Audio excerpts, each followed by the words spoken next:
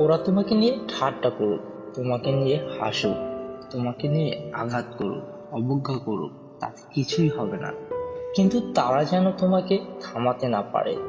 যে ব্যাপারে তুমি সত্যিই বিশ্বাস করো, সে ব্যাপারে কখনো হাল ছেড়ো না। পথ তুমি খুঁজে পাবে। কখনো হাল ছেড়ে দিও না। এখনকার এই দাঁতে দাঁত চেপে পড়া কষ্টগুলো তোমাকে বিজয়ের খেতাব দেবে সারা জীবনের জন্য। তোমার জীবনে তুমি যা নিয়েই কাজ করো, তাকে সবচেয়ে ভালো করার চেষ্টা করো। এমন ভাবে করো যেন তোমার আগে পরে কেউ এতটা ভালো করে করতে না পারে। কখনো ভেঙে পড়ো না। পৃথিবীতে যা কিছু হারিয়ে যায়, অন্য কোনো রূপে সেটি ঠিকই আবার ফিরে আসে।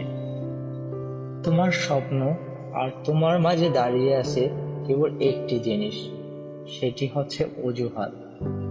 যে মুহূর্ত থেকে তুমি নিজেকে অজুহাত দেখানো বন্ধ করে কাজ শুরু করবে, সে মুহূর্ত থেকে তোমার স্বপ্ন আর স্বপ্ন থাকবে না, সেটি বাস্তবে রূপ নিতে শুরু করবে। একটি লক্ষ্য ঠিক করো, সেই লক্ষ্যকে নিজের জীবনের অংশ বানিয়ে ফেলো।